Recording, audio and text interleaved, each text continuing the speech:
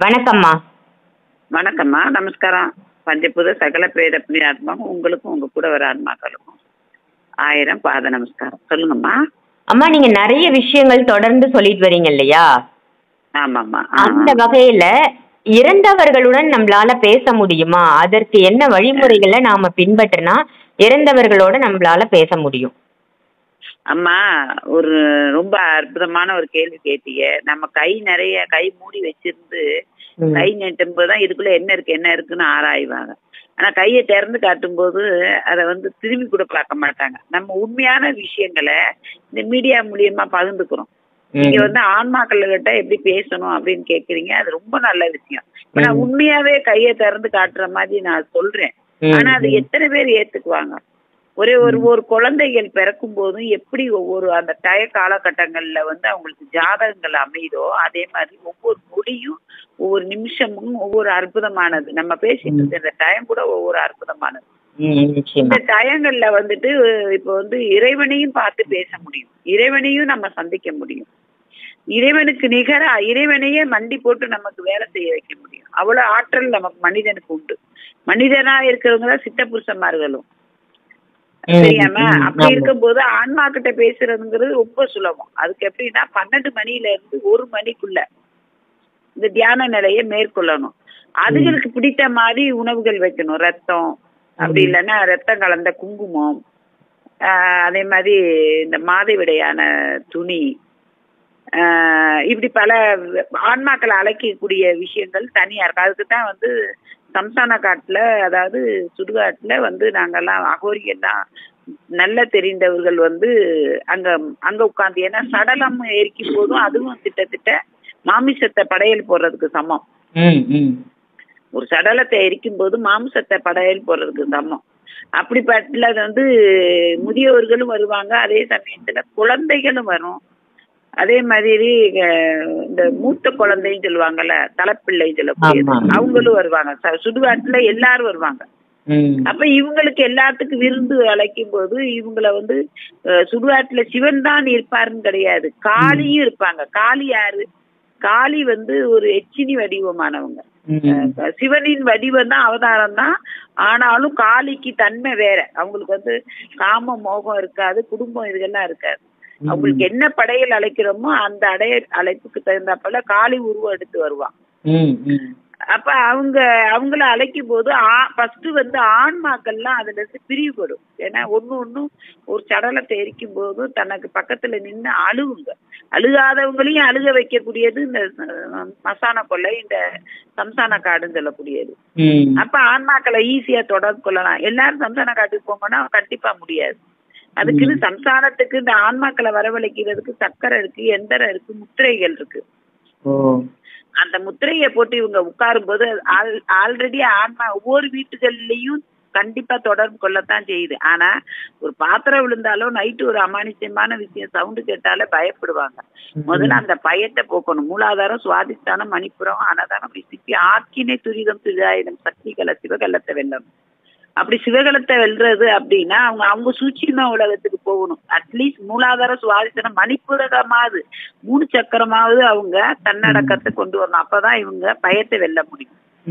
பயத்தை வென்றாதான் ஆன்மா கிட்ட பேச முடியும். சூட்சும உலகத்துக்குள்ள போகாம ஆன்மா கிட்ட எப்படி பேச முடியும்? இவங்க பயந்துருவாங்க. ஆனா ஒவ்வொரு வீட்லயும் ஒவ்வொரு ஆன்மாக்கள் நின்றுட்டு தான் இருக்கு. முன்னோர்கள் மூதார்கள் இருந்துட்டு தான் இருக்காங்க. ஒவ்வொரு ஆன்மாக்கள் வீட்டை வாழ வைக்கும், ஒவ்வொரு ஆன்மாக்கள் வீட்டை அழிக்கும். தயாரான நிலையில நான் ஆன்மா கிட்ட பேசுறது தயாரான்னு வர்றதுன்னா கம்மியா தான் இருப்பாங்க. நிறைய பேர்ட்ட நான் திட்டுவேன். ஆமா, அந்த பய உணர்வு இருக்கும் இல்லையா எல்லாருக்குமே. அந்த வரையும் ஒரு ஆன்மாவும் தொடர்பு கொள்ள முடியாது. முதல்ல பயத்தா இருக்கணும். அது ஆன்மாவே நேசிக்கணும். நீ வா முன்னாடி, நான் பார்க்க வர்றேன், நான் பேசுறேன்னா அப்படி இவங்க பண்ணிட்டாங்கன்னா இவங்களுக்கு யார் பிடிக்குதோ அவங்க உருவம் மாறாட்டி வரும். அப்பா பிடிக்குது, தாத்தா பிடிக்குது, அவங்க ஃப்ரெண்ட பிடிக்குது, அவங்க உருவத்திலேயே வரும். வேற பயமுறுத்துற விதத்துல வராது.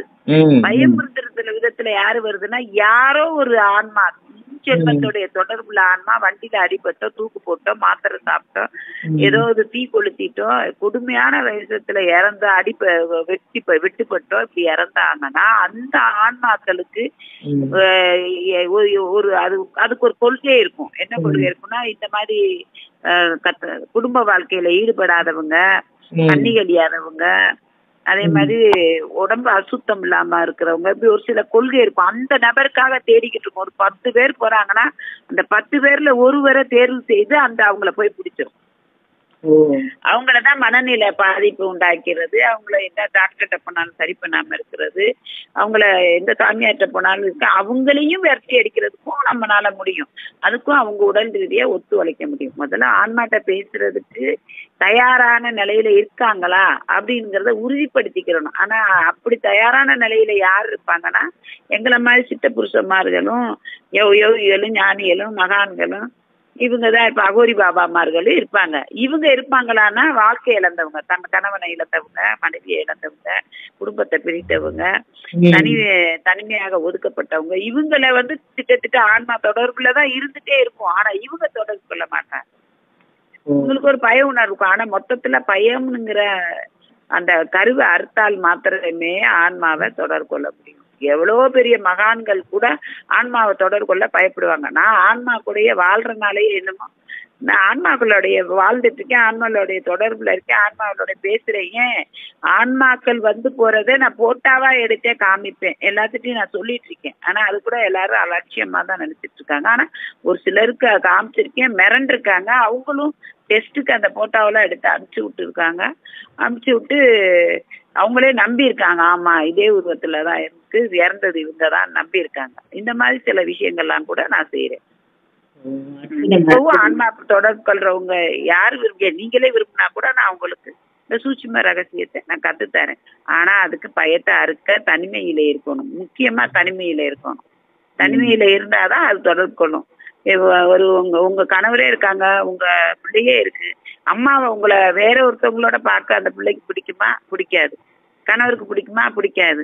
அதே மாதிரிதான் ஆன்மாவுக்கு தனிமையில இருக்கிறவங்களை மாத்திரம்தான் பிடிக்கும்.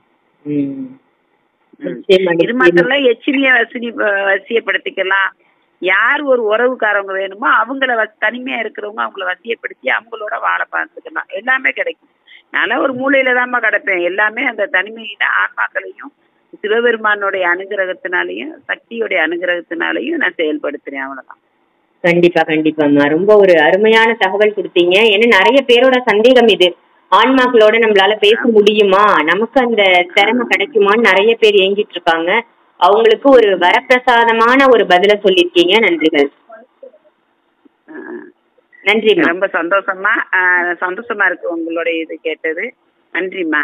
இத பத்தி நிறைய பேசலாம், பேசிட்டே போகலாம். அடுத்த இதுல பதிவிடுறேன். அடுத்த பதிவுல நம்ம தொடர்ந்து இத பத்தின விஷயங்களே பார்ப்போம்மா. ஜெய் ஸ்ரீராம்.